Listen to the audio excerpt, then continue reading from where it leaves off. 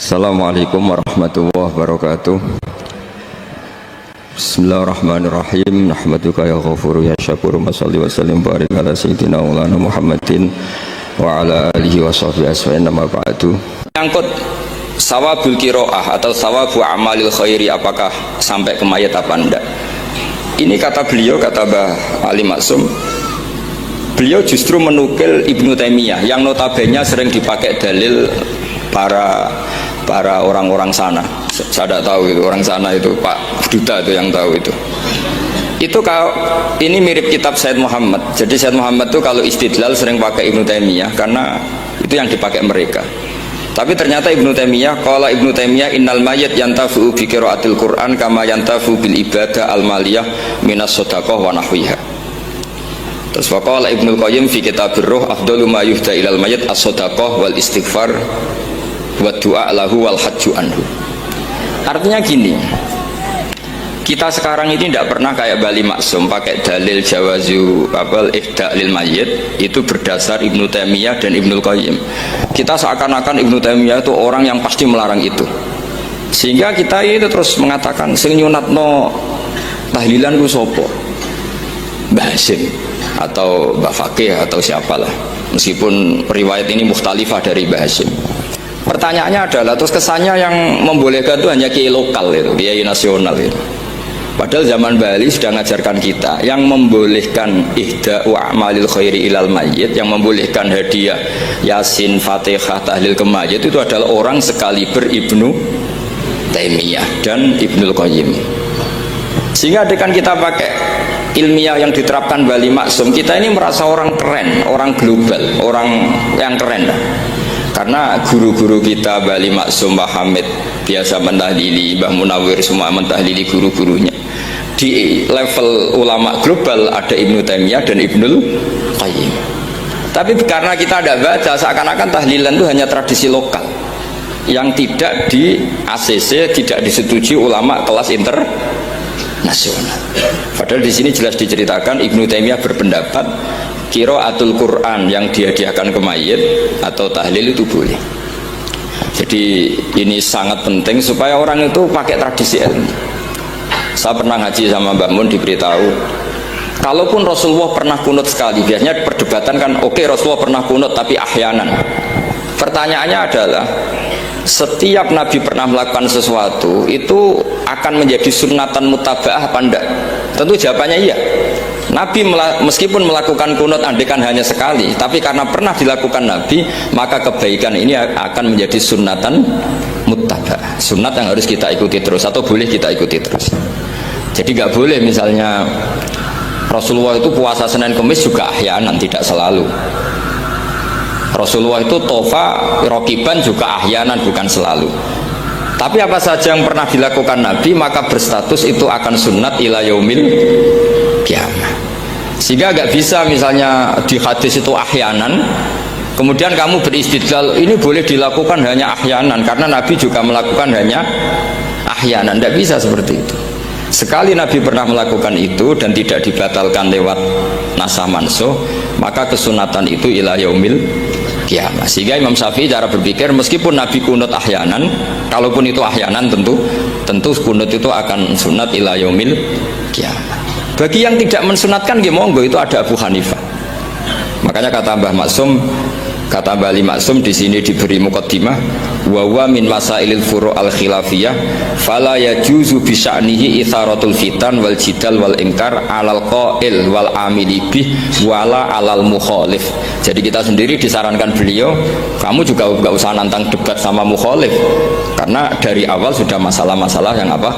Khilafiyah. Semuanya untuk ulumul Quran itu yang paling pokok pakai kitab Al-Itqan. Al-Itqan fi ulumil Quran karangannya Imam Suyuti.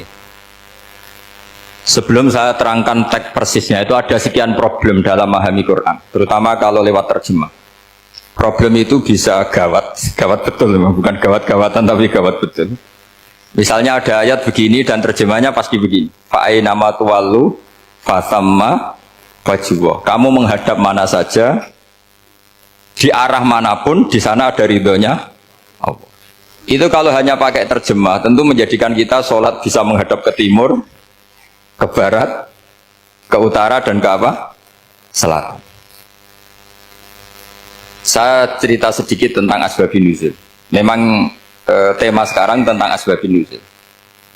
Dulu Rasulullah SAW ketika di Mekah itu sholat menghadap Ka'bah. Tapi setelah pindah di Madinah, di mana Madinah itu ada komunitas Yahudi dan Nasrani, Rasulullah itu menghadap ke Baitul Maqdis, kira-kira 16 bulan. 16 sampai 17 bulan. Semua riwayat itu kisarannya hanya 16 sampai berapa? 17 bulan. Sehingga orang Yahudi itu bilang begini, Muhammad ini baiklah, meskipun dia membawa agama baru, tapi kiblatnya masih ikut kita, masih baik kan.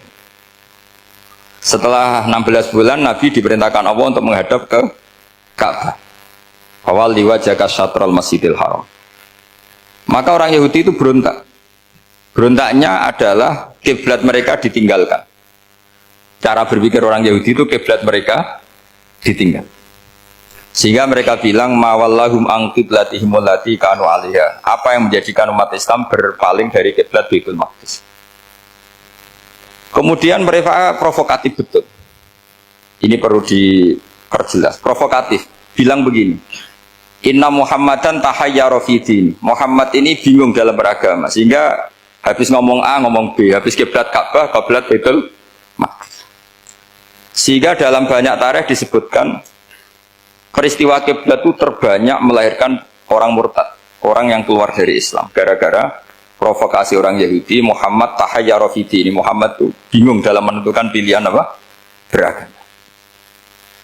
Kemudian walhasil singkat cerita akhirnya Nabi itu madhep Ka'bah. Apa yang terjadi mujizat itu adalah bahwa agama ini agama yang mewakili semua agama sebelumnya yang masih orisinil. Yaitu Nabi akhirnya berargumentasi Ka'bah adalah kiblat yang asli, yang lebih tua. Terus mereka tanya, buktinya apa? Dijawab oleh Quran, fihi ayatum bayyinatum maqamu apa? Ibrahim. Ka'bah bukti tertua adalah di situ ada makam Ibrahim. Makam itu jejak kaki. Ya kalau bahasa Indonesia makam itu kuburan. Kalau dalam bahasa Arab makom itu jejak apa? Jejak kaki. Sehingga diketahui oleh sejarah, dibuktikan di situ ada jejak kaki siapa? Nabi Ibrahim. Sementara nisbatnya Baitul Maqdis itu adalah kepada Nabi Musa dan Nabi Harun. Yang ini adalah turunan dari Nabi siapa? Ibrahim. Hikmahnya apa? Begini. Sebagai bukti bahwa Baitul Maqdis pernah menjadi poros Islam atau poros Tauhid, maka Nabi Muhammad pernah disuruh menghadap ke Baitul Maqdis. Buat inget-ingetan kalau ini pernah menjadi poros apa tahu. Tapi tetap tua-tuaan masih tua apa? Ka'bah. Nah, kenapa tua Ka'bah tadi? Karena Ibrahim adalah Abul Anbiya, bapak dari para. Dan di situ ada jejak kakinya. Fihi ayatum bayyinatum maqam. Bukti itu belum cukup. Dibuktikan lagi bahwa Ismail kecil itu hidupnya di Ka'bah. Kita tahu sa'i baina Safa wal Marwah adalah karena Siti Hajar sedang mencari apa? Air. Jadi ada bukti sekian, bukti empirik bahwa Ibrahim itu kiblatnya itu Ka'bah, bukan Baitul Maqdis. Sehingga ada kata-kata fihi ayatum bayyinatum maqamu Ibrahim. Nah, tanpa ngerti asbabun nuzul, kamu akan mengartikan fa'ina ma tuwallu fasamma wajhu itu salah. Karena di situ kamu menghadap mana saja, maka di situ ada ridhonya Allah. Maka para ulama memberi catatan, maksudnya begini, kamu menghadap kemana saja, asal itu yang diperintahkan Allah, maka di situ ada ridhonya Allah. Harus seperti itu maknanya, disesuaikan dengan konteks asbabun nuzul. Tanpa seperti itu tidak bisa. Dan masih banyak lagi kepentingan tentang asbabun nuzul. Jadi problem sekarang adalah banyak mufassir yang hanya mengartikan dari terjemah. Itu bahaya sekali. Jika ada orang yang menikah secara mut'ah, itu kan mirip kayak transaksi zina. Mereka berdalil famastamta'tum bihi minhunna fa'atuhunna ujurahun. Perempuan yang sudah kamu nikmati, yang penting kamu bayar. Terjemahnya seperti itu. Karena ujur itu jamaknya ujroh. Itu fatal sekali. Padahal ayat itu begini, settingannya begini, setting siakul kalamnya atau asbabun nuzulnya begini. Ini sekaligus, memang saya sengaja ngaji dengan tema yang berat, bentuk penghormatan pada yang ngaji. Kalau temanya ringan kan kayak TPG, Jadi ini supaya gue keren-kerenan, ini ada doktor Pak Oni pernah dekan Fakultas Hukum. Jadi kalau saya nanti salah tinggal ditangkap saja, gampang kan? Tapi nangkap saya berurusan dengan Tuhan. Jadi kalau orang dekat Allah itu yang tanggung jawab itu Allah. Jadi dia bisa menang di kepolisian tapi kalah di hukum Tuhan. Jadi kalau berhadapan-hadapan dengan saya. Begini asbabun nuzulnya begini. Wal muhsanatu minan nisa yang awal juz 5 itu ya kita santai aja. Yang awal juz 5 itu sebetulnya maktuf diatafkan pada ayat hurrimat alaikum ummahatukum wa banatukum wa akhwatukum wa ammatukum wa kholatukum wa banatul akhi wa banatul ukhti. Jadi perempuan yang haram dinikah itu ada 7. Yang faktor nasab yaitu siapa? Ibu, putri, saudara putri, bulik dari bapak, amah itu bulik dari bapak, kholah itu bulik dari ibu, keponakan dari saudara lelaki, keponakan dari saudara perempuan. Ini disebut haram karena nasab gen. Kalau orang Jawa bilang hanya 4 karena ngitungnya bulik baik dari bapak maupun ibu. Kalau orang Jawa bilang kan bulik terus keponakan dihitung 1. Padahal ada keponakan dari saudara lelaki, ada keponakan dari saudara apa? Perempuan, wabanatul akhi wabanatul ukhti. Terus kedua haram karena rodok. Kita tahu dalam hukum Islam rodok adalah sama dengan nasab. Jadi ibu yang pernah menyusui kamu berarti jadi ibu kamu. Dan saudara sepenyusuan berarti menjadi saudara kamu. Ini disebut wa ummahatukumul lati arda'nakum wa akhwatukum minar rodok. Terus ketiga haram karena musoharoh, karena besanan. Jadi pagi ini misalnya saya nikah dengan Sri, bilang qabil tu nikah wa taswijaha bil maril madkur. Setelah nikah dengan Sri ini otomatis ibunya dia menjadi mertua. Otomatis haram saya apa? Nikah. Ini namanya haram karena musoharoh. Atau kamu punya anak Zaid. Zaid pagi ini akad dengan Sri. Berarti Sri adalah menantu Anda. Otomatis haram bagi Anda. Itu namanya haram karena musoharoh, karena bisanan. Itu yang disebut waroba apa haram-haram itu kan saat terus itu wa ummahatu nisaikum. Apa ibu dari istri-istri kamu. Memang ini agak jelimet, tapi memang syaratnya mufassir harus biasa jelimet. Jangan hanya nyari partai ayat-ayat untuk kepentingan partai. Wah itu ngeri. Kacau Quran dipakai kampanye. Terus itu berarti sudah 3 kan? Haram karena nasab, karena rodok, haram karena musoh.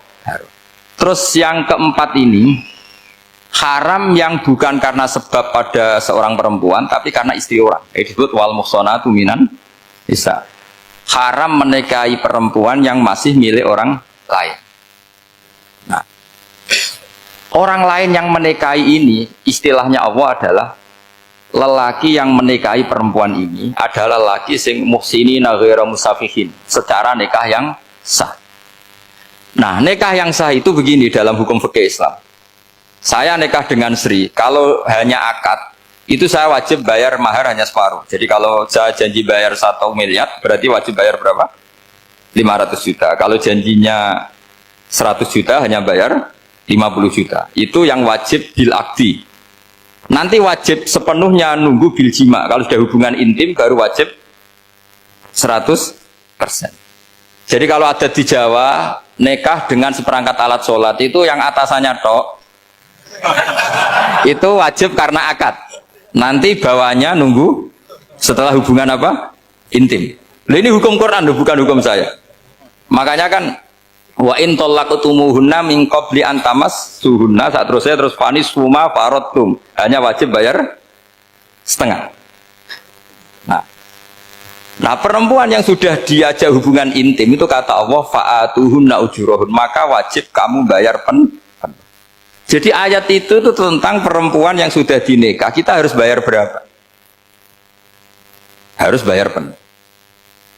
Ini penting saya utarakan. Nah, problem kita sebagai orang Indonesia, ini juga problem Pak On, problem semua kiai. Mahar di Indonesia itu nggak bisa dibahas di Quran.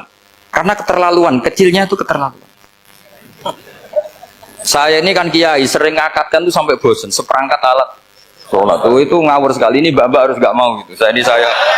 Saya provokasi minimal itu ya berapa? 100 juta berapa? Pantasnya berapa?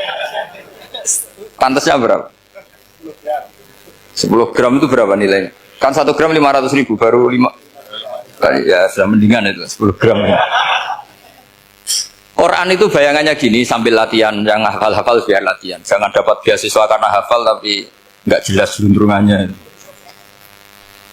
Quran tuh bayangannya gini, ini nggak mungkin Quran ini bisa dibaca di Jawa. Wa in aradtum istibdala zaujim makana zauji wa ataitum ihdahunna qintaran fala ta'khudhu minhu syai'a.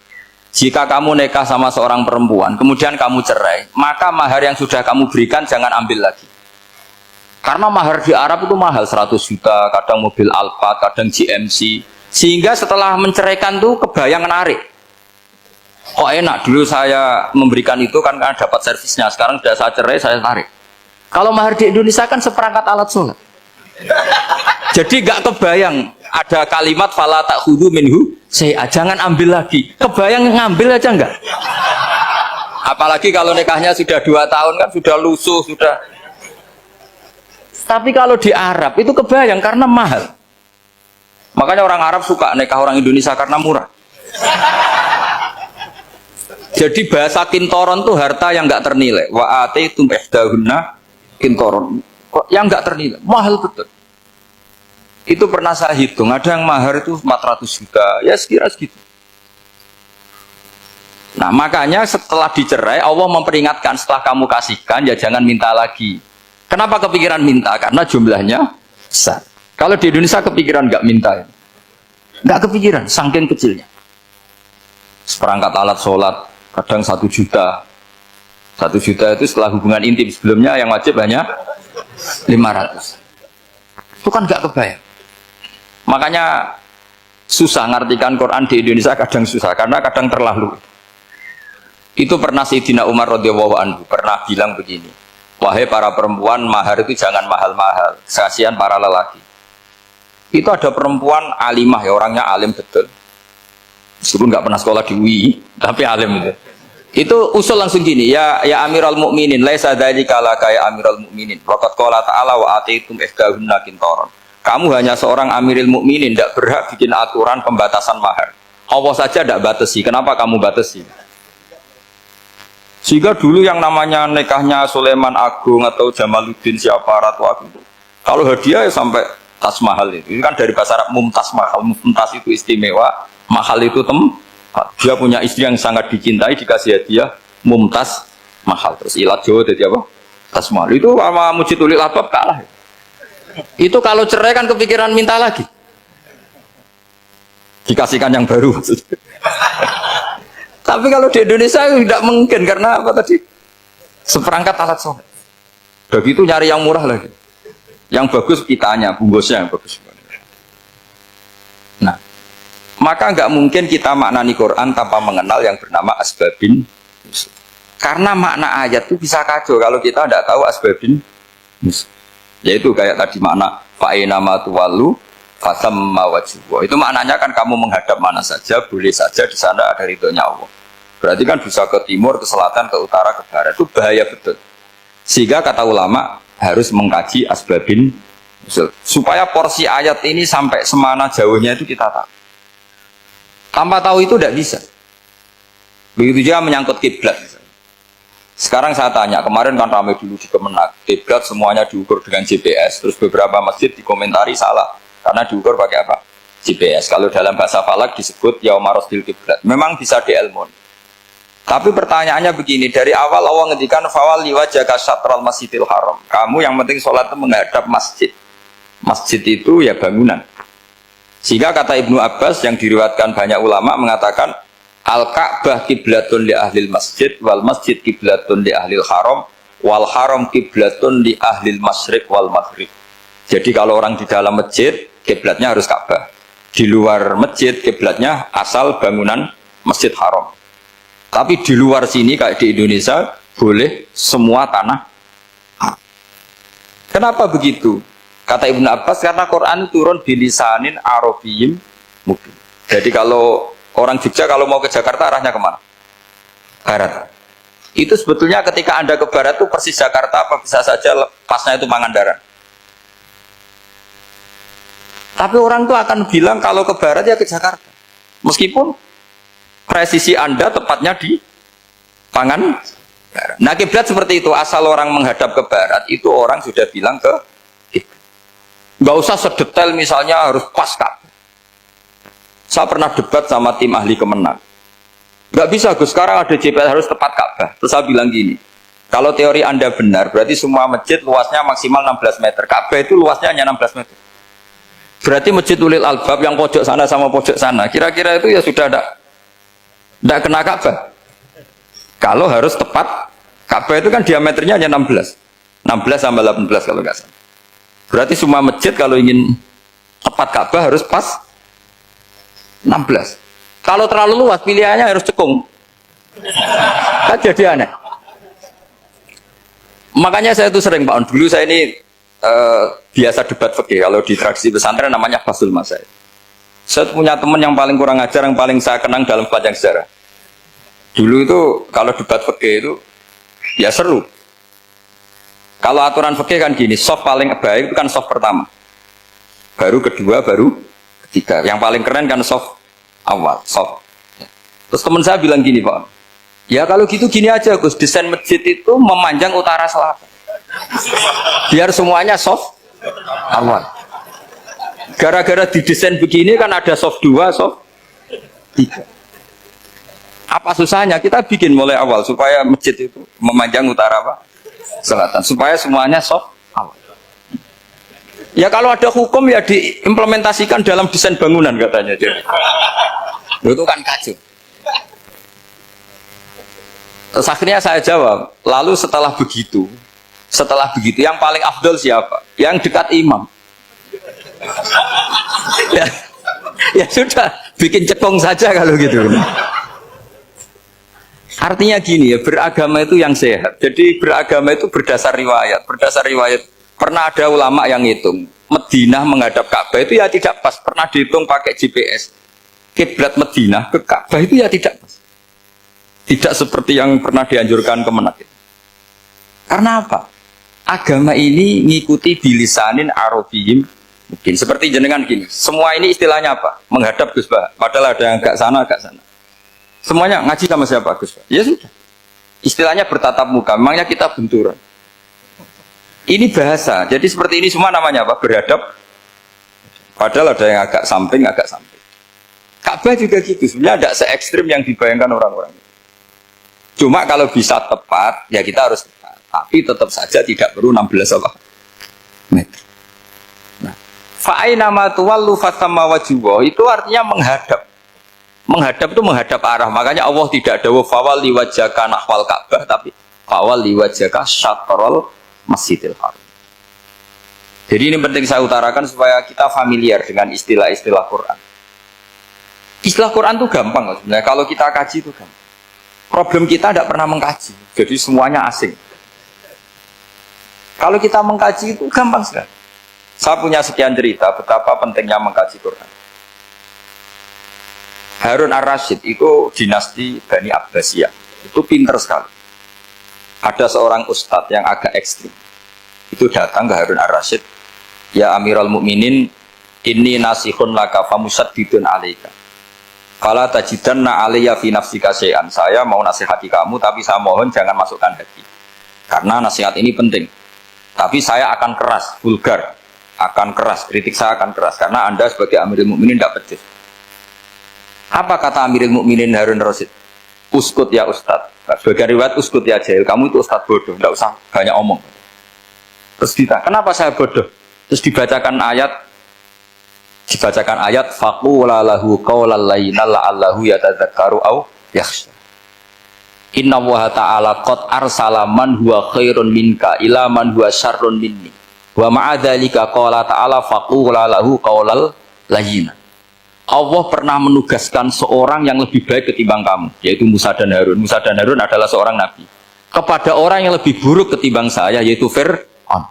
Itu saja etikanya faqula lahu qaulal layyinan. Kamu kalau ngomong yang halus, yang baik, yang berperadaban, kok kamu sama saya mau kasar? Akhirnya ustadznya ternyata pinter kamu, yes pinter aku. Jadi semudah itu. Allah itu menugaskan orang yang lebih baik ketimbang kamu. yaitu Nabi Musa, kepada orang yang lebih buruk ketimbang saya, yaitu Fir'aun. Itu saja ada etikanya. Kok kamu sama saya mau tanpa etika? Mau main kasar hanya karena kamu merasa nasihat Anda benar?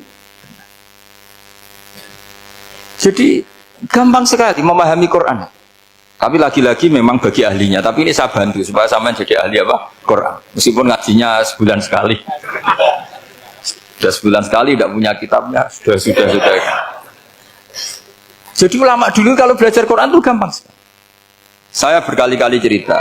Yang kitab saya baca di rektorat namanya Syajaratul Ma'arif. Itu kalau cerita bikin judul itu enak sekali. Babuna fil ibad bikulil bilad. Bab seseorang di mana saja hidupnya harus bermanfaat. Terus dalilnya itu hanya mengutip makalahnya Nabi Isa, wa ja'alani mubarakan ainama kuntu. Ciri utama seorang nabi apa? Saya di mana-mana adanya berkahi orang lain. Jadi berkah bagi orang lain. Maksudnya tidak jadi problem bagi orang lain. Artinya kamu hidup entah di Jogja seperti Pak Ono orang Jember, saya orang Rembang. Hidup di Jogja manfaat, di Jember ya manfaat, di mana-mana. Saya pernah di Korea seminggu ya manfaat. Saudara kita TKI yang di Korea manfaat, di sana bikin masjid, bikin apa? Karena ngendikane Allah menceritakan Nabi Isa siapa? Wa ja'alani mubarakan ainama kuntu. Saya adalah orang yang di mana-mana berkah. Artinya manusia eksistensinya harus seperti itu, hidup di mana saja berkah. Gampang sekali memahami Quran. Pernah Imam Syafi'i ditanya, kalau kamu nggak kehilangan air atau nggak ada air di satu daerah, cari-cari dulu sampai nggak ketemu. Setelah nggak ketemu air, baru kamu boleh tayamum. Imam Syafi'i ditanya, apa dalilnya harus mencari dulu? Kalau nggak ada air ya langsung tayamum saja. Kenapa harus nyari-nyari dulu? Jawabnya Imam Syafi'i itu gampang sekali. Qala ta'ala falam tajidu ma'an. Kemudian kamu tidak menemukan air. Di mana-mana tidak menemukan setelah mencari. Kalau belum mencari namanya tidak tahu. Kan ayatnya kan falam tajidu ma'an. Kemudian kamu tidak menemukan air. Tidak menemukan tuh nyari dulu apa langsung ambil sikap? Nyari dulu baru kesimpulannya tidak ketemu. Kalau belum pernah nyari namanya tidak tahu. Segampang itu ulama dulu memahami Quran karena konstruksinya utuh. Yaitu mereka tahu betul bahwa Quran itu bilisanin Arabiyim. Ketika Futuhat Syam dulu itu dikuasai tentara Romawi. Era Sayyidina Umar Futuhat. Yerusalem dikuasai tentara Islam. Itu awal Sayyidina siapa? Umar radhiyallahu anhu. Ketika Futuhat mau ada pesta besar-besaran. Tapi Umar menolak. Ketika menolak, kenapa Anda menolak? Beliau hanya baca ayat innallaha ta'ala ayyara qauman faqala adhabtum thayyibatikum fi hayatikumud dunya. Allah itu mengkritik satu komunitas kaum yang zaman di dunia menghabiskan semua kenikmatan. Maka kita tidak perlu syukuran besar-besaran. Jangan-jangan jatah kita di akhirat kita habiskan di dunia. Itu adhabtum thayyibatikum fi hayatikumud. Semudah itu ulama. Rasulullah pernah dahar, pernah makan karena 3 hari gak makan. Cara di Indonesia gak makan nasi, gak makan daging, sudah lama sekali. 3 hari Nabi itu hanya makan kurma dan air putih. Pernah Nabi gak makan roti sampai 3 hari. Kalau Indonesia mungkin gak makan nasi. Di hari ketiga ada sahabat yang berbaik hati, Nabi disembelihkan kambing, dipotongkan kambing, Nabi disuruh dahar. Itu baru dahar setengah piring, Nabi berhenti. Ketika ditanya, setengah piring itu kan sudah kuat untuk sholat, untuk apa sudah kuat. Ditanya, ya Rasulullah kenapa berhenti? Bukankah engkau tidak makan ini 3 hari? Nabi menjawab, walatus alunna yauma idzin anin naim. Semua nikmat yang saya rasakan nanti ada pertanggungjawabannya. Makanya saya tidak ingin banyak-banyak. Wah, itu kalau diterapkan di sini nggak populer. Makanya saya tahu gayanya ngaji Quran itu nggak siap dengan konsep-konsep Quran ini. Jadi segampang itu orang dulu. Nah karena apa ya itu tadi? Mereka tahu asbabun nuzul. Quran itu diturunkan dalam konteks apa? Lafat ini arahnya kayak apa? Mutlak muqayyadnya kayak apa? Muhkam mutasabihnya kayak apa? Nasah mansuhnya kayak apa? Nah sedikit saya cerita ini mungkin contoh terakhir supaya agak lama-lama, nanti bingung kalau lama. Yang bingung ya saya bingung cara memahamkan. Jadi kalau guru itu kan bingung cara memahamkan, kalau murid bingung cara memahami. Nggak tahu tingkat kebingungannya sama. Kalau guru itu bingung cara memahamkan, kalau murid bingung cara. Jadi ini pertemuan 2 kelompok bingung. Yang satu bingung cara memahamkan, yang satu bingung cara. Kalau orang ekstremis bingung cara merusak suasana, itu nggak benar itu. Ada loh. Rasulullah itu anak nabi. Itu paling pusing yang ngadepi orang-orang yang ekstrem. Karena apa? Cara berpikir itu lompatannya itu nggak tertib. Jadi nabi itu cara berpikir itu kecerdasan nubuah. Sementara orang ekstrem cara berpikir itu kecerdasan nafsu, bukan kecerdasan manusia. Kalau manusia masih baik nafsu. Misalnya begini, kalau dalam tradisi nubuah itu, saya dengan Pak Anu berteman lama, mulai tahun 2000 berapa. Itu kalau Pak Anu bertamu ke saya, harusnya tidak usah tak kasih makan. Karena sudah dekat. Tapi kalau kenalan baru itu dikasih makan, disangoni. Jadi Nabi itu perilakunya agak unik. Akhirnya ada orang yang cara berpikir itu dangkal. Ya Rasulullah ini tidak fair. Yang iman lama tidak diservis, yang iman baru diservis. Cara berpikir Nabi begini, orang Ansor itu kan sering memberi Nabi. Perjuangannya Nabi ditopang orang apa? Ansor. Donatur lah, kira-kira orang Ansor itu donatur. Donatur itu keren. Karena donatur itu artinya al-yadul ulya khairum minal yadis. Sehingga ketika Nabi sudah menguasai negara, menguasai Mekah, Medina, sudah futuhat, itu orang Ansor tetap nggak diservis. Yang diservis Nabi itu orang-orang baru masuk Islam, disebut wal mu'allafati qulubuhum atau Islam mu'allaf. Ada 1-2 orang yang protes, tentu yang nggak pinter. Tukang protes pasti tidak pinter. Wong iskal-iskalnya sendiri, otaknya nggak sampai-sampainya sendiri, orang lain disuruh jawab. Makanya di sini tidak ada tanya jawab. Nanti iskal-iskal kamu sendiri, bingung-bingung kamu sendiri, saya disuruh jawab. Berarti Gus Pak nggak mau ditanya, ya memang nggak mau karena tadi jawab sendiri aja, nanti pinter sendiri, kapan-kapan pinter sendiri. Akhirnya tanya begini, cara tanya gini, ya Rasulullah, ini nggak fair. Orang sudah Islam lama setelah negara terbuka milik Anda, setelah kita menang, setelah kita menguasai negara, tidak kamu servis. Sementara yang baru Islam kamu, Nabi itu bertanya senyum-senyum, rileks saja. Lama-lama tambah ekstrim pertanyaan. Kata Umar, ya Rasulullah saya beri izin untuk membunuh orang ini. Umar itu pikirannya karena mangkel lo Nabi. Nabi jangan. Kalau kamu bunuh, nanti apa kata orang banyak? Inna Muhammad dan yaqtulu ashabah. Dikira Muhammad membunuh sahabatnya sendiri. Nabi masih mendengar, komplainnya masih mendengar. Lama-lama Nabi memberi penjelasan. Kamu ini orang Ansor. Kamu biasa memberi saya, memberi dana perjuangan. Memberi itu hebat. Saya tidak ingin menurunkan grade Anda. Grade sebagai pemberi, berarti kelasnya elit. Sekarang menjadi penerima. Itu tidak bagus. Itu betapa Rasul ini namanya kecerdasan nubuah. Kalau orang biasa memberi, biar memberi saja. Supaya dia tetap heroik, tetap patriotik, tetap keren. Karena mentalnya Jangan sampai dari mental memberi, kemudian mentalnya peminta. Jadi kalau Pak On jadi tim suksesnya Pak Jokowi, dia tidak minta-minta. Kalau dulu kampanye, ya kampanye saja. Biar memberi, terus nggak pernah minta. Meskipun akhirnya ya gelong. Tapi Nabi dulu tidak gitu. Jadi orang Ansor itu nggak pernah diservis. Padahal jasanya kayak gitu. Supaya kelasnya tetap kelas elit, yaitu pemberi, penanggung jawab. Nabi gak ingin orang Ansor turun grade menjadi penerima. Orang-orang yang cerdas nubuah menerima konsep Nabi seperti itu. Tanya sama Pak On, saya dadani terjemahan UI itu puluhan tahun sama Pak. Itu beliau ke kontrakan saya ke rumah beliau. Tidak pernah berharap apa. Saya sangat tertutup. Bukan apa-apa ya, kalau ingin memberi saja. Kontribusi saya pada Al-Quran. Saya tidak kepikiran mendapat.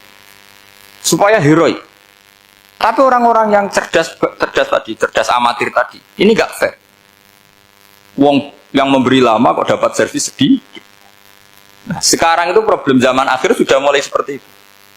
Nah, orang ini namanya Dzul Khuwaisirah. Ini yang nanti punya anak turun Khawarij. Khawarij itu orang yang ibadahnya hebat, tapi cara berpikir tentang nubuah salah. Orang lagi Khawarij itu orang yang ibadahnya hebat, tapi cara berpikir nubuah salah. Nubuah itu unik. Nubuah itu cara berpikir tadi. Apa ya?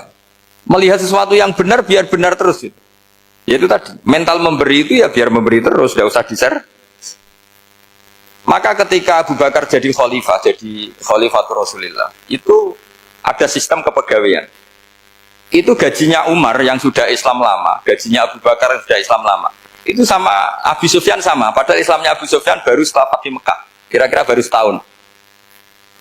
Terus diprotes sama orang-orang, ini Islam lama kok gajinya sama Islam yang baru setahun kok sama. Kata Abu Bakar, fadailuhum indallah. Mereka punya kelebihan Islam lama itu indallah. Nanti balasannya biar surga. Kalau di dunia sesuai profesinya. Artinya profesi kalau penjaga kantor ya berapa, kalau dosen berapa, pokoknya ya sudah. Dan itu diterima oleh sahabat. Semuanya menerima konsep itu. Era Umar agak dibalik. Abu Sufyan kira-kira gajinya 1 juta, yang lainnya yang menangi Nabi mulai awal gajinya 10 juta. Ditanya, ya Umar, kenapa ini jadi rubah seperti kebijakan Abu Bakar, tidak seperti Abu Bakar? Jawabnya Umar lucu. Fawwah la usawwi baina man qatala Rasulullah wa baina man qatala ma'a Rasulillah. Demi Allah saya tidak akan pernah menyamakan orang yang dulu merangi Rasulullah yaitu Abu Sufyan dengan orang sing selawase dari Rasulullah yaitu Sayyidina Ali dan sebagainya. Ini penting. Artinya ketika gajinya orang saya seperti Ali radhiyallahu anhu itu tinggi itu bukan karena lamanya Islam, tapi karena lamanya iman. Jadi mulai dulu ijtihad itu ada dan dulu dia biasa saja. Karena tadi ada kecerdasan nubuah. Saya ulang lagi, ada kecerdasan apa? Sekarang itu kecerdasan tomak atau kecerdasan nafsu. Itu kalau sampai ngaji kitab tasawuf, itu bab bakhil itu tidak ada. Menurut kitab tasawuf, medit itu tidak ada, kikir itu tidak ada.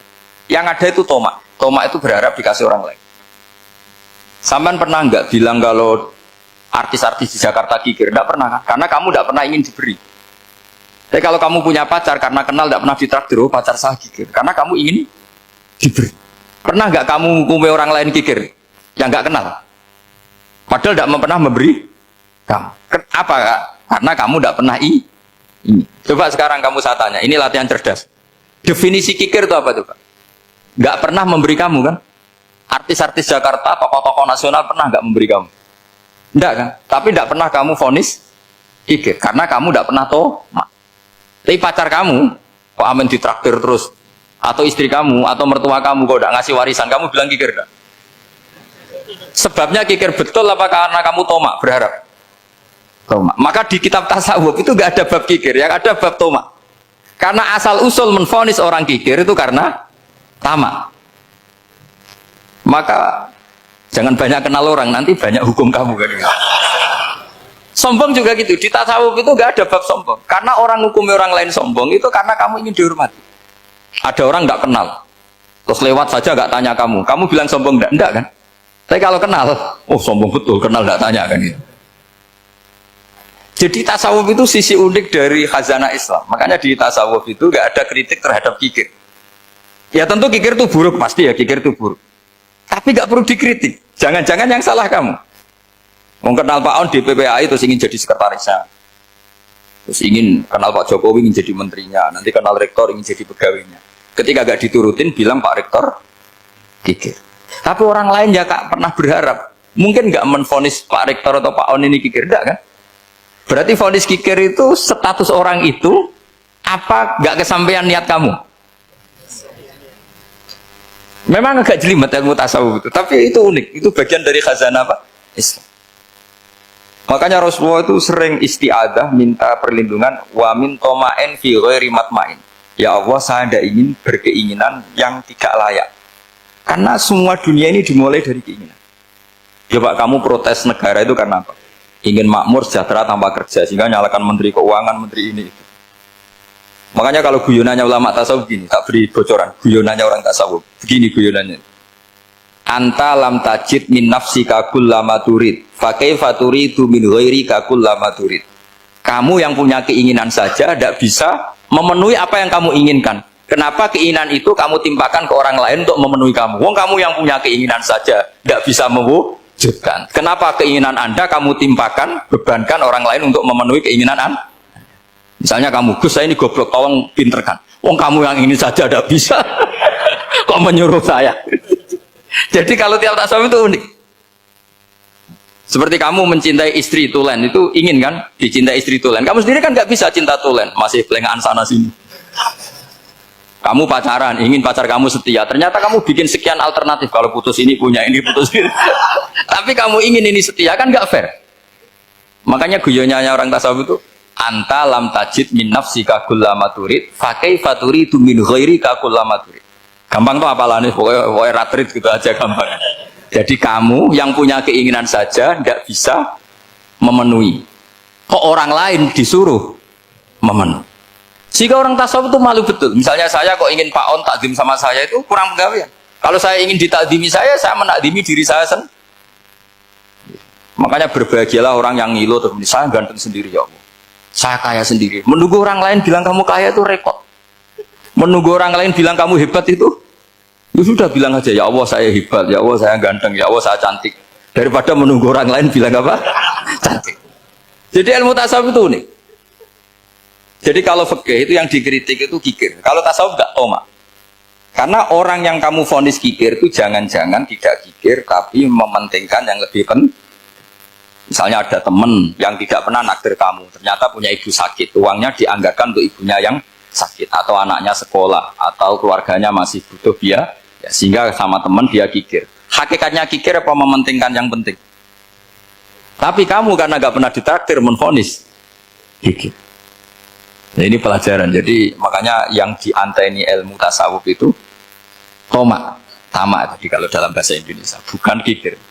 Karena vonis kikir itu akan disematkan orang yang tidak kesampaian hajatnya.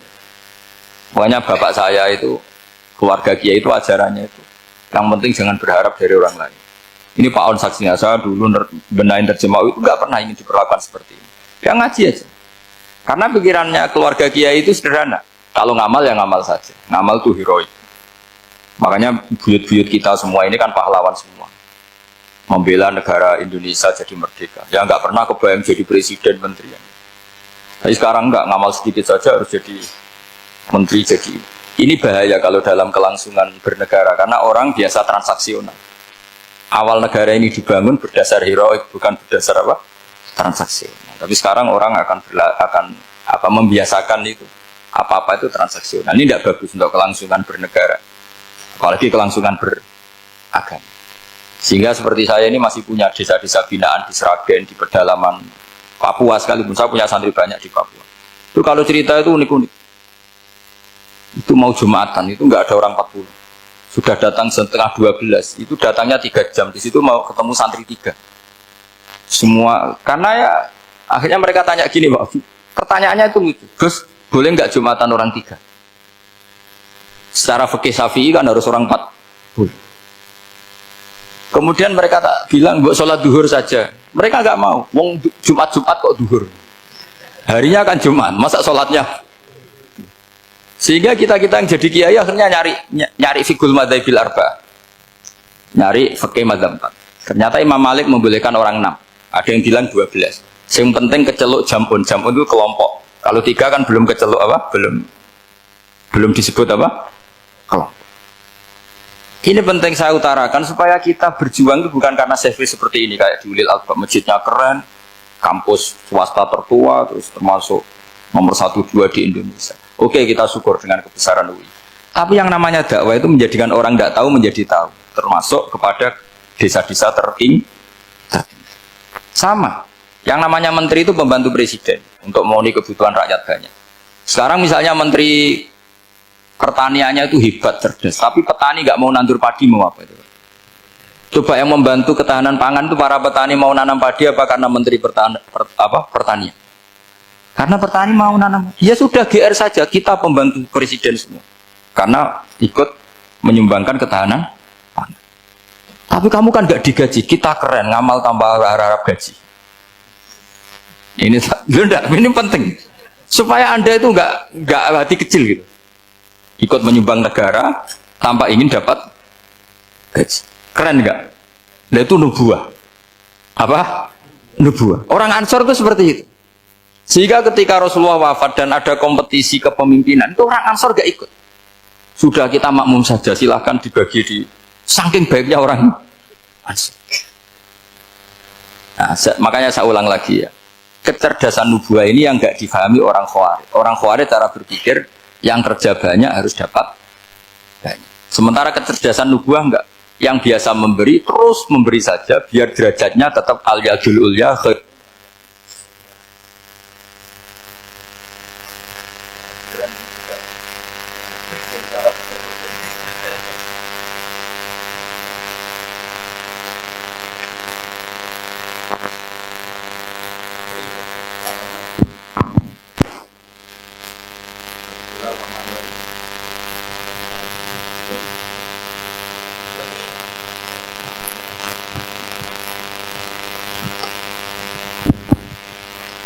Bismillahirrahmanirrahim. Ini saya baca supaya dapat berkahnya ulama-ulama dulu, karena ini dikarang oleh ulama yang dipakai rujukan seluruh dunia.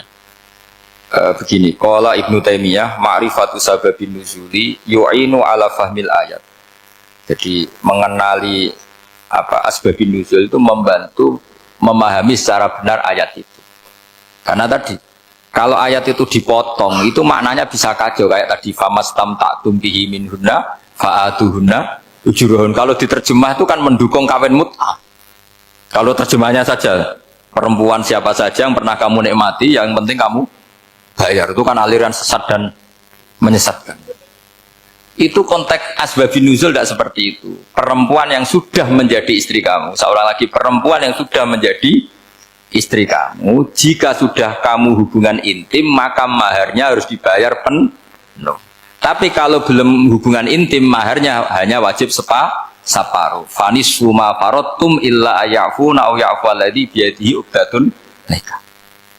Tapi tadi kalau di Indonesia gimana Gus? Ya itu yang repotnya, maharnya itu tadi mau kena atasan dan apa? Bawahan. Wah kacau kalau di Indonesia. Sehingga kita bingung kalau dalam logika Arab kan gitu. Bayangannya kalau cerai, kata Allah fala ta'khudhu min syai'at. Harta yang sudah kamu berikan ke istri jangan diambil lagi. Sampai dilarang ngambil tuh karena jumlahnya banyak sehingga kepikiran ngambil. Kalau di Jawa nggak usah dilarang, sudah tidak akan ngambil karena rukuhnya sudah lusuh. Itu susahnya baca Quran di Jawa ya.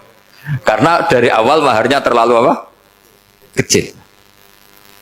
Terus beliau Imam Suyuti termasuk di sini menyontohkan yang pasti salah kalau difahami, yaitu tadi ayat apa itu fa'inama tuwallu fastamman wajib. Jadi beliau terus meringatkan betapa pentingnya mengenali asbabin nuzul. Karena asbabin nuzul itu gampang. Saya ulang lagi, asbabin nuzul itu gampang. Gampangnya begini ya, kan ada satu peristiwa, misalnya begini, Rasulullah itu kan mengkritik penuhanan Lata dan Uzza, berhala-berhala itu dituhankan, dikritik sama Rasulullah. Kemudian mereka begini, karena mereka biasa personifikasi Tuhan, Muhammad, kalau Tuhan itu tidak Lata Uzza dan itu terbuat dari batu, lalu Tuhan Anda itu dari apa? Amin fiddotin audhabin, lalu Tuhan Anda ini dari emas apa dari perak? Karena mereka nggak bisa membayangkan Tuhan tanpa dipersonifikasi. Terus Allah menurunkan qul huwallahu ahad Allahus somad lam yalid wa lam yulad wa lam yakul lahu kufuwan ahad. Karena otaknya mereka sudah begitu, yang namanya Tuhan itu harus dipersonifikasi. Makanya saya kemarin di Korea seminggu, cerita yang paling unik gini Pak On, ada bos Islam, ada bosnya TKI yang baik. Mereka mengizinkan pekerjanya sholat. Bareng sholat tuh diingeti ke atas ke bawah, kok nggak ada arcanya. Sehingga setelah sholat dibilang, apa saya belikan berhala sekalipun? Karena nggak kebayang ada orang sholat kok tanpa berhala, tanpa Tuhan. Yang kamu sembah itu mana? Kok nggak ada? Apa tak belikan? Jadi unik. Nah teman saya yang satu unik lagi, dia termasuk pegawai Garuda, yang derekno saya ke Korea itu orang pegawai Garuda. Dia karena orang kaya biasa ke Eropa kemana-mana itu. Singkat cerita dia sholat di mall karena nganggep Korea itu sudah negara maju kayak Eropa. Setelah sholat di mall pas asar itu, security-nya nelpon polisi. Pak polisi, di sini ada ritual teroris. Jadi kalau menamakan sholat itu ritual teroris. Jadi artinya apa? Ritual-ritual yang kita lakukan itu macam-macam cara pandang. Orang ateis itu kan Cina, kan Korea itu kan ya Cina lah, Korea, Jepang, RRC itu kan sipit. Itu ya yang namanya ibadah sembahyang harus ada patungnya atau ada arcanya atau ada benda-benda. Orang Islam kan nggak ada sama. Makanya mereka itu kok bisa? Problemnya kita, saya ulang lagi, ini problemnya. Problemnya kalau ada itu ya repot. Begini misalnya, ini masih tentang asbabun nuzul. Ini contoh terakhir tentang masih asbabun nuzul. Umar radhiyallahu anhu, sahabat Umar itu kalau mencium Hajar Aswad itu sambil gedumel. Tidak berdoa tapi gedumel. Masyhur. Itu ada di Bukhari.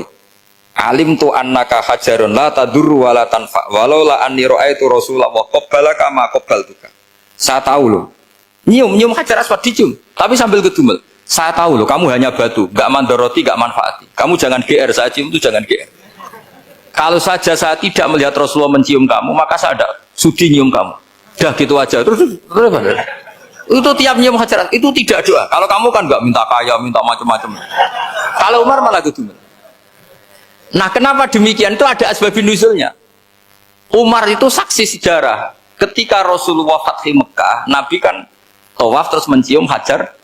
Itu di belakang masih banyak orang kafir. Kebetulan Umar masih di sana. Sudah Islam Umar, tapi dia di belakang. Dengar orang-orang kafir, Muhammad itu tua aneh. Katanya melarang nyembah batu. Ternyata dia nyembah batu. Jadi Nabi nyium Hajar Aswad itu dikira nyembah. Katanya ngelarang nyembah batu, tapi dia kok nyembah batu. Karena Nabi mencium Hajar Aswad. Nah, karena untuk menghilangkan stigmasi itu, Umar tiap nyium Hajar Aswad ngomong gitu. Ada kan ada sound system, mungkin jadi sound system. Supaya jelas bahwa penciuman ini bukan karena menyembah. Artinya mudah sekali kenapa Umar ngomong gitu, karena asbabun nuzulnya seperti itu. Coba kalau kamu tidak tahu asbabun nuzul, Umar maksudnya gimana? Gak doa, gak apa kok malah ngomong gitu kan? Tapi kalau kamu tahu asbabun nuzul Umar itu yang mendengar komentar orang sama ketika kita tawaf itu kan 3 pertama kan kita lari-lari kecil. Itu ceritanya juga gitu. Rasulullah itu hidup di Medina, terus diterkenalkan miskin. Medina itu kota wabak, kota penyakit endemik. Dulu Medina, Yasrib itu kota endemik. Sehingga kata orang kafir-kafir Mekah, yaji ulihadal bait kaumun qad wahanat huma Yasrib. Nanti akan datang satu komunitas kaum yang sudah lemas karena kena penyakit apa? TBC dari apa? Yasrib. Nabi dengar itu makanya terus bilang ke para sahabat, tunjukkan kalau kamu kuat dengan cara lari 3 kali. Terus pakai pakaian yang kelihatan maco, yaitu yang dipakai lelaki-lelaki. Bahunya dikelihat. Nah, setelah Rasulullah wafat, Umar menggantikan beliau setelah Abu Bakar. Umar bilang gini, sebetulnya tawaf seperti ini, yaitu lari pertama 3 putaran pertama lari dan memperlihatkan pundak seakan-akan orang maco itu sudah nggak perlu. Karena alasan itu sudah tidak ada. Tapi ini tinggalan Rasulullah, maka jangan rubah ya tetap seperti ini. Akhirnya meskipun sudah tidak ada alasan tadi menjawab stigmasi orang kafir, tetap tawaf seperti itu. Jadi memang agama itu unik. Kadang kita harus tahu alasannya, tapi alasan itu kalau menjadi mahatul hukmi, pijakan hukum sah. Misalnya kamu terus bilang gini, ya berarti tawaf sekarang bebas, gak perlu seperti itu. Kan alasan itu sudah tidak ada. Nah, di sini pentingnya riwayat. Riwayat itu begini, logikanya sudah nggak ada, tapi kaifiah itu, cara itu masih kita terus. Dan itu memang, saya ulang lagi, harus tahu asbabun nuzul. Saya beri contoh ya, misalnya, wa idza darabtum fil ardi falaysa 'alaikum junahun an taqsuru minas shalah. Terus ayat di mana? In khiftum ayyaftinakumul ladzina kafaru. Jika kamu pergi dalam keadaan takut ditangkap orang kafir atau takut diculik orang kafir, maka kamu boleh mengqasar sholat. Itu jelas ada ayat in khiftum ayyaftinakumul ladzina kafaru. Jika kamu takut diculik orang kafir. Sehingga ketika ba'da Fathi Mekah, setelah Mekah dikuasai Islam, Umar tanya, ya Rasulullah, kenapa engkau masih sholat qasar? Bukankah kita sudah aman? Waqad qala ta'ala in khiftum ayyaftinakumul ladzina kafaru. Allah ngendikan boleh mengqasar itu kalau dalam kondisi takut. Waqad kunna fi amrin, sekarang kita sudah aman. Jawabannya Rasulullah itu unik. Ya Umar, hadihi shadaqatun faqbalu shadaqah. Ini sedekahnya Allah, bonus, sudah terima aja, enggak usah catatan-catatan gitu. Sehingga era Umar ya ada lagi yang tanya Umar ke gitu. Terus kata Umar, sa'altu dzalika Rasulullah sallallahu alaihi wasallam faqala hadihi shadaqatu wa faqbalu shadaqah. Sudah ini bonus dari Allah, terima saja. Ini kan unik. Padahal kalau secara disiplin ilmu kan begini. Kamu boleh mengqasar sholat kalau dalam bepergian dan dalam keadaan takut. Logika hukumnya kalau tidak takut, tidak usah. Sama seperti begini. Kamu kalau pergi jauh seperti saya Pak On, itu ngosor sholat apa enggak ngosor kan? Alasannya kalau kosor itu, kalau pergi itu masyakot, repot. Sekarang pergi kita pakai Alphard, pakai Innova, bawa uang, disupirin, itu masyakot enggak? Enggak kan? Tetap boleh jamaah enggak? Boleh. Sebenarnya kamu jamaah itu karena pengetahuan hukum apa karena enak jamaah? Kalau alasannya masyakot, kan sekarang sudah ada. Nggak repot. Ya sudah pakai hadis tadi, ini hadiah, terima saja. Jadi makanya agama itu riwayat. Tapi ada saja ulama yang agak balik loh. Agak balik loh gini, banyak juga ulama misalnya duwe gawe, ibunya sakit terus ribet jamak sholat. Kenapa? Ribet ngurmat ibu. Makanya ada saja kiai yang duwe gawe mantu itu terus jamak sholat, tapi jangan ikuti. Tapi ada saja karena alasannya jamak itu karena apa? Repot. Ya ada saja, tapi ya jangan ditiru. Cuma saya ini cerita apa ya, analisis hukum itu memang agak-agak unik. Jadi tadi kadang Nabi itu ditanya, ya Rasulullah, kita dulu boleh jamak qasar ini kan karena in khiftum ayyafinakumul ladzina kafaru, takut diancam orang kafir. Sekarang aman, kenapa tetap jamak? Jawabnya Nabi, ini hadiah, terima saja. Ya ada sahabat yang bantah, kenapa Nabi? Allah itu zat yang baik, kalau sudah ngaji bonus nggak pernah ditarik lagi. Makanya Nabi kalau berdoa itu unik, ya siapa yang disiksa di dunia karena dosanya, fawahu akramu min ayyus sanniya uqubatahu fil akhir. Kalau ada orang salah kok di dunia sudah dikasih sanksi, Allah itu lebih mulia untuk mengulang nanti di akhirat. Akram itu Allah terlalu mulia, maksudnya orang kepikiran wis males ya selesai, tidak akan di. Kalau sampean kan enggak, masih ingin lagi.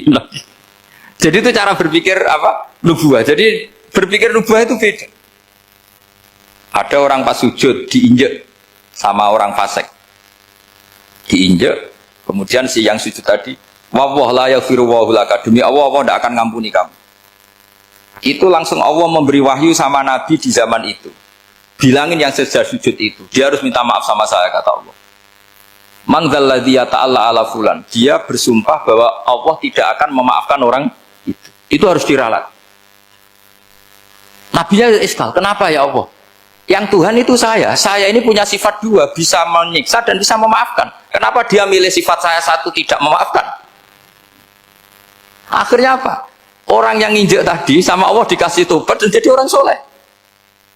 Jadi itu makanya kamu nggak boleh jadi orang ekstrim nyifati Allahnya satu. Nggak boleh, Allah tetap bisa yaghfiru liman yasha wa yu'adzibu may yasha. Sifatnya Allah dua ya tetap dua, nggak boleh kamu pilih satu. Misalnya kamu kan biasanya gini, yang ghafur untuk kamu, yang satu dulu kop untuk orang lain. Mesti kelakuannya sampean kan begitu. Nggak boleh seperti itu.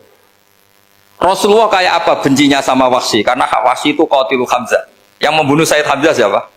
Itu bencinya bukan main Rasulullah. Sampai maksud-maksud Wahsy. Tapi sama Allah malah diturunkan ayat laisa laka minal amri syai'un aw yatuba alaihim aw yu'adzib. Muhammad, meskipun kamu kekasih saya itu tidak wilayah kamu, maafkan atau enggak, terserah saya, kata Allah. Ternyata betul, malah Wahsy dikasih tobat. Nah sekarang enggak, orang itu nyifati Allah sama orang lain syadidul iqab, kalau sama dirinya enggak boleh seperti itu. Allah ya sifatnya tetap dua. Jadi boleh kamu misalnya berdoa, ya Allah mbak yang cantik itu semoga dapat jadi istri saya. Mbaknya juga boleh berdoa, ya Allah naudzubillah min dzalik. Jadi ini adu kekuatan, nanti terserah nanti Allah pihak yang mana. Kayaknya pihak yang perempuan. Karena kasihan kan kalau cantik dapat orang apa? Jelek. Saya tuh andaikan boleh fatwa fikih, yang saya haramkan tuh orang jelek dapat orang jelek. Karena kasihan anak-anaknya, tahu-tahu jelek banget. Jadi kan kasihan itu. Jadi dalam Islam itu seperti itu. Jadi apapun benci kita sama musuh kita, Allah bisa saja memperlakukan musuh kita secara baik. Karena Allah itu yaghfir. Tetapi kita harus sifati Allah yaghfiru liman yasha wa yu'adzibu. Jangan karena kita benci seseorang seakan-akan Allah sama dia pasti yu'adzib. Pasti menyik. Itu yang dicontohkan Allah kepada Rasulnya, itu beliau tidak cocok sama Wahsy, malah Wahsy dikasih petunjuk. Makanya terus ada ayat apa? Laisa laka minal amri syai'un aw yatuba alaihim aw yu'adzib. Muhammad, tidak wilayah kamu, saya menentukan mengadab atau mengam. Makanya rata-rata kiai ulama itu halim. Orang halim itu rileks, layinal janib, tidak gampang menvonis orang lain. Biar Allah tetap dengan sifatnya yaf'alu ma yasha, bahwa Allah bisa melakukan apa saja.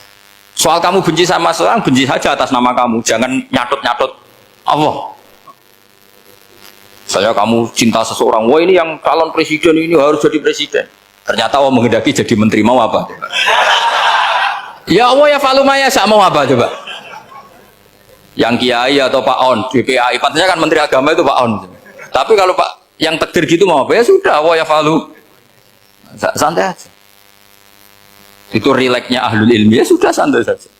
Ini negaranya Allah, ini kerajaan Allah, ini buminya Allah, ya Allah biarin ya falu.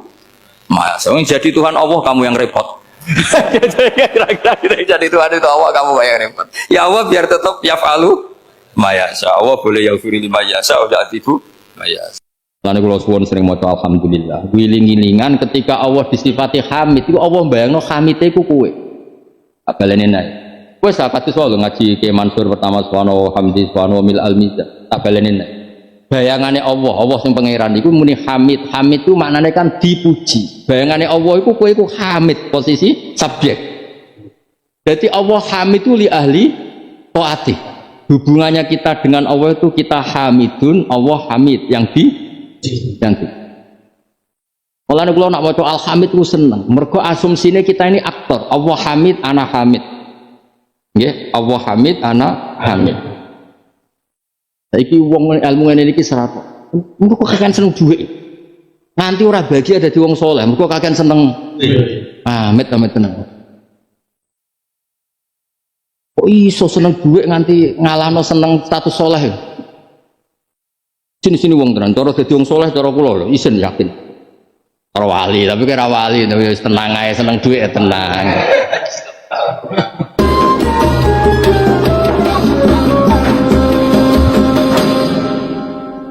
Bismillahirrahmanirrahim. Rabbi shrah li sadri wa yassir li amri wa hlul 'uqdatam min lisani. Bismillahirrahmanirrahim. Qalu rabbana la tas'alna. Niki sing sering mbok waca ning zaman akhir. Kula termasuk donga sing sering kula waca ning zaman akhir, rabbana la tas'alna fitnatal lil ladin. Jadi eksistensi kita, perilaku kita, keseharian kita udah sampai ndadekno isu atau ndadekno kesimpulan atau ndadekno pemahaman sing nguntungno wong kafir. Misalnya kalau wong kafir keduren dari segi akidah, itu keduren salah yang terkait kita. Paling tidak kasus Nabi Musa ya, la taj'alna fitnatal lil qaumid dzalimin. Karena misalnya ini loh, cara bahasa saya ini presiden buruk. Kayak misalnya hafid, alim, pona'a terus kiri, terus wong rawani dadi wong alim ku nang kaya iku. Kalau wong alim bojone mulai mergo keleleran. Ajane ora masalah kodok kodar, tapi wong kan terus iya kan? Mulane kadang-kadang aku mbek umbale kadang-kadang ya seneng. Misalnya tahu mondok terus pengajian mojo terus slandan yang wit gedang keturun kan ya saate. Tapi nak tahu mondok terus untuk panggung pahpoh disebut Sayyidul Fadilah kan macem men. Terus wong akhirnya mondok ben koyo iku.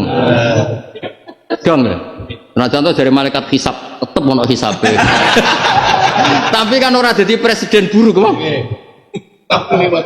Ya toh misalnya ke kafe terus deresan ning dam ning gone pinggir Bengawan kan melas. Tapi nak ning gone pendopo kan wah. Lumayan kan maksudnya iku lho kafe jute mulyane. Meneh bupatine Cucup kan macem lho. Terus misalnya deres sampai angon wedhus kan yo halal tapi kan presiden buruk apa? Dong ya. Nah, pokoknya urip iku aja dadi isu sing nguntungno wong kafir utawa nguntungno wong dolim. Mulane Nabi Musa ku yo lucu. Kula lesu mboten ana apa Gusti, tapi ora lucu kan. Nabi kok lesu. Jenengan udah gawe goro-goro. Kesane ku Nabi ora kurusan. Lucu Nabi Musa nak ngrayu pangeran niku supaya dikek imangan. Dan ini masih kelaparan ning gone Madian niku. Kelaparan ning Madian oleh donga lucu. Ngeten lho Gusti urip niku ngeten. Jadi sekali-kali donga Gusti kula niku kafir ora pantes nak kula niku keleleran niku. Ngono keterusan kafir kok bojone sitok wis pundi.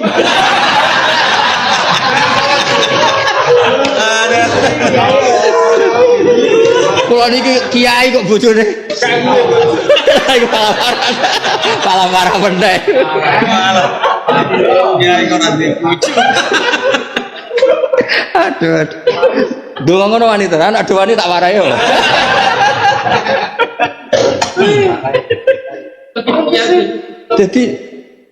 Jadi nabi-nabi nak ngerayu pengiran yo pinter. Lu nabi de jenengan Gusti. Yo ora lucu to terus kelaparan, terus urip lara kabeh kon. Lah Nabi Ibrahim yang ngono. Dek ini secara kekuatan kan kalah, Mbak Namrud CS kan kalah mas secara kekuatan militer kalah. Terus mulai gini, ngeten lho Gusti. Nak kulo kalah, aku kesana jenengan gak ngurusi kulo. Presiden buruk. Jadi nak pangeran diterang loh, Nabi nabi pangeran jodoh manja, ngeten lho Gusti. Hitung-hitungannya ngeten nih. Lah kan terusannya kan ngono. Ela tudhirhum alaina fayadunnu annahum alal haq. Ngeten lho Gusti, nak kula perang mbek Namrud CS, aja paringi Namrud iku menang. Nak menang mesti nyongkone mereka iku bener. Lah kula ora nabi jute ra jenengan urusi ngono. Dom ya? Ayo hafid-hafid nak doani donga ngono. Ngeten lho Gusti, kula niku hafid. Nak nganti bojo muleh kere diutang tangga, apa kata dunia?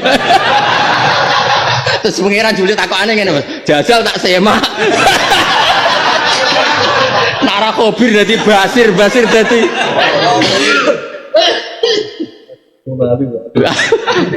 dari malaikat Jibril iku nak hafid tenan kok ora lara kowe bareng di tes yasin ae faidahum qomidun bolak-balik wae mukhdorun cek qomidun sing guri wah ora barne balik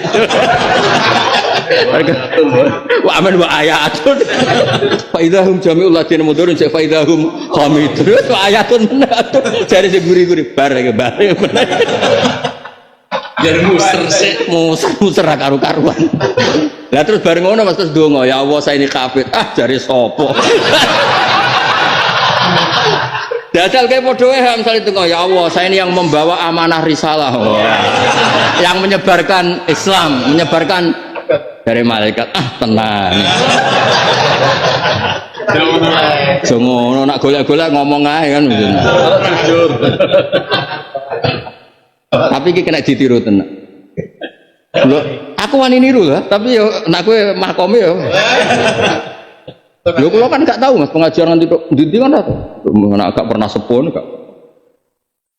Ora baru iki kabeh. Tapi kula nak donga mek pangeran Gusti. Mboten pantes Gusti ulama kok makmur mubalak iku mboten pantes. Pasti toh ora bakat liyane, ora bakat balik iki. Mboten pantes Gusti ulama kok kalah makmur mbek. Wis ngono. Ora ilok cara Jawa iku. Ya dongane apik Mas Nabi Ibrahim. Lah saiki iso dimodifikasi. Misale musuh kita tidak kafaru ya fasaku dzalamu. Karena sebagian ayat fala takunanna dzahirul lil kafirin lil mujrimin dzzo. Dimengan diulang berkali-kali kan temanya kadang wong ngendikan kafirin mujrimin dolimin. Pokoknya kita ini aja sampai duwe perilaku atau keseharian sing nguntungno wong dolim. Saiki misalnya ke hafid terus kere. Ora lucu. Ya padha nek di biro terus gak lari jare ndonga multazam mustajab. Lah kok tambah kere. Maksudnya nek di biro ngono ya kudu makmur. Kan kesane ke promosi kan ndonga multazam mustajab ngono. Bareng-bareng nggawa wong umrah kere. Lho piye? Lah multazame piye kan sake multazam. Dadi kowe ndonga ning arep multazam Gusti kan pun enten pengumuman nek ndonga teng mriki niku mandi. Nggih paling ndak misalnya kula boten sugih hakiki kesane sudah Gus. Kesane boten dadi fitnah. Ngaran. Tapi apik tenan. Dungane Nabi Ibrahim kula termasuk donga paling sering kula waca. Jadi kena dadi santri, wis ya kok nggih jalalan ini lho. Kowe donga gak apa-apa. Ya Allah Gusti kula betul jalan ngalor ngidul nak rebuh. Kan boten lucu, betul jalan mlebu neraka boten lucu. Sing mboten beto jalalan jenengan lebokno kan kentek kula beto jalalan kok. Kan yo lucu kok kan ora lucu to. Misale ning masar go jalan, oh ben neraka mbek jalalan pisan kan yo ora lucu. Kan yo ora lucu kan? Wis gak apa-apa donga ngono pokoke donga pangeran dirayu wis dirayu. Nah masalah hafid itu susah mak dites Mas.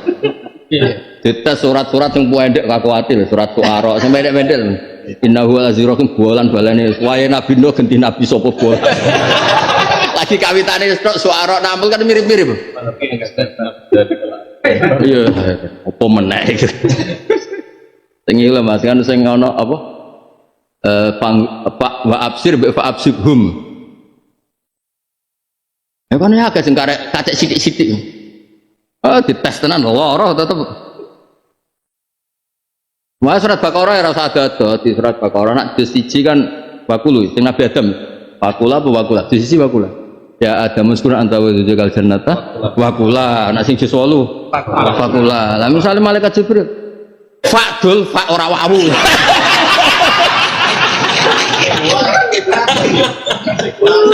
Segowo aku sing juz 1 ku wawu, nek juz 8 iku antem pak ae kan. Kaya iku lho Mas surat Yusuf.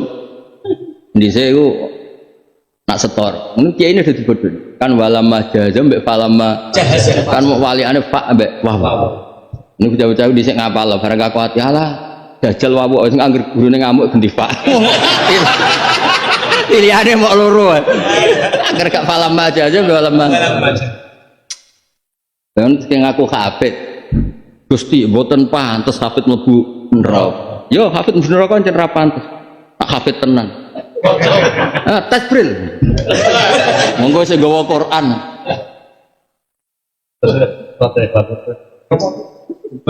Kula nate tamu Mas keluar Jawa. Saking senenge kula kepengin ijazahno Quran mriki juz sam. Wontenan. Wis go pirang surat Gus pokoke nate setor jeneng zaman kula Jawa Pendo cek nampa tamu. Saiki wis uzlah wis. Arek jajal pertama ya wis maca ida Samsung ampun iki. Sama. Nyongkone kan waduh kata watin. Ya sudah samsyukur ampun niku. Nak ropen bolak-balik ruwet ta sudah samsyukur ira ta dan coba kata ratu dan cibalus langsung ampun sing niku. Mulak sakit. Lho ana wedine to Mas mbek kiai kan. Ya nyongkone kan waduh kata apa lah. Utawa ini utawa ilmu mutaffifin ini cek urut kan nah wajida samsu kan bareng faidah jaat iki sing tomah ta soko faidah jaat maksudnya iki soko ta sing tomah kan mikir wah ngowoh ya pokoknya itu waca Rabbana la taj'alna fitnatal jadi nak makna detail ngeten la taj'al ampun damel panjenengan ing kita fitnatan ing satu fitnah, satu isu atau satu pemahaman. Teng mriki maknane fitnah isu atau pemahaman sing lil ladzina kang nguntungno wong kafir. Jadi kamu, kita di keseharian kita, di semua perilaku kita sudah sampai ono isu atau fitnah atau pemahaman sing nguntungno wong kafir. Dan ini bisa diganti lil ladzina kafaru, ladzina zalamu, ladzina kasar. Nah musuh kita ora kafaru kan ra iso dikata kafar. Lane ngendikane Allah ning beberapa ayat la taj'alna fitnatal lil qaumid dzalimin. Terus Nabi Musa didhawuhi fala takunanna dzahirul lil mujrimin lil kafirin kan diulang beberapa di berbagai ayat. Terus Nabi Musa apa Mas pas radhi duwe Rabbi bima an'amta alayya falan akuna dzahirul lil mujrimin. Jadi itu di konteks-konteks yang misalnya musuhe kita wong ra salat kita salat. Terus misalnya sing salat buruhe wong ra salat kan terus presiden buru kan wong salat buruhe misalnya nganti ngongkon tarkus sholat itu kan presiden yang kepodo duduk oleh ngijazai payu rabi kan presiden orang duwe jenggot ngijazai apa? Ngingu apa?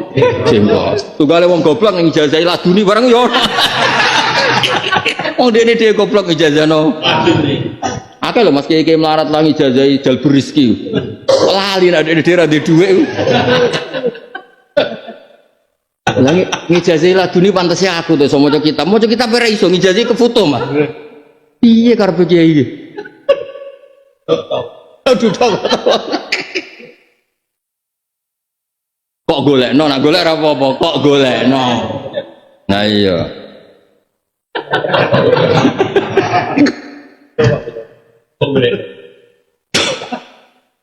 berarti sutiran ya elek-elek itu apa latas almarhum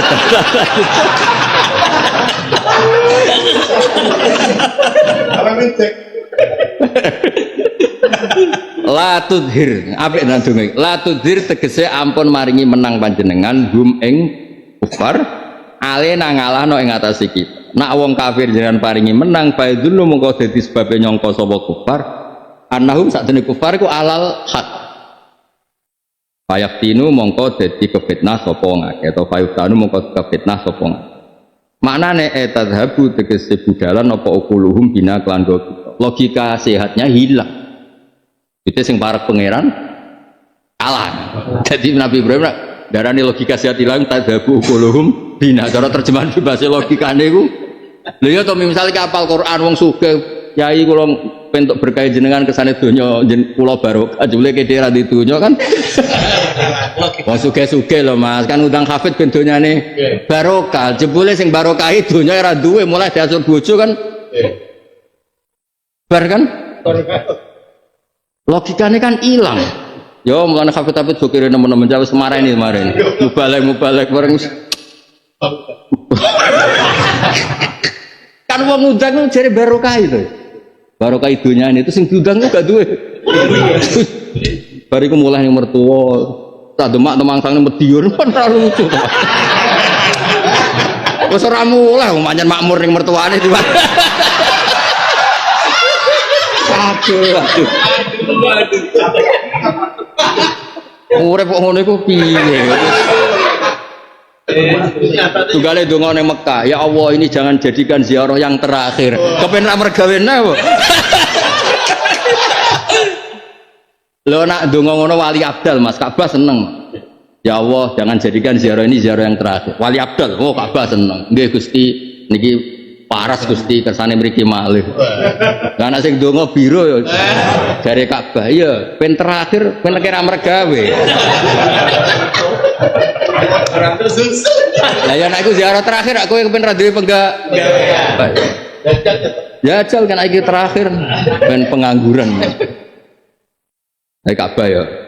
Tapi tetap ojo dadi presiden buruk wong ning multazam kok gak mandi. Mulane tetep kudu mandi nih, pokoke mau. Niate aja golek duit tapi aja ono presiden buruk.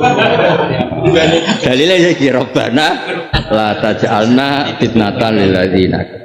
Apik tenan Nabi Ibrahim kondang tenan. Ya kondang. Ya saiki mulai saiki donga ya sing hafid-hafid, sing ahli-ahli ibadah donga Gusti kan mboten. Ngeten lho Gusti. Ngeten lho Gusti. Wah, ngono terus mandi ya berarti top ya. Enak. Ngeten. Tapi Nabi Ibrahim kan mandi tenan, bareng diobong Namrud, iku ora kobong tenan. Bener-bener. Tapi iku Nabi ya cocok. Tapi ya cocok ya. Iki kok pinter iku Nabi. Apa dijajal. Gosong tenan lagi dijajal. Mati sangit tenan. Lha tak critani, Nabi Ibrahim sange senenge pangeran. Ini kan pikirane iku wedi nek pangeran disalahpahami. Wedi mau pangeran tok sing dipet. Bareng mbek Namrud diobong tenan. Obong tenan pikirane wong. Nak nganti kula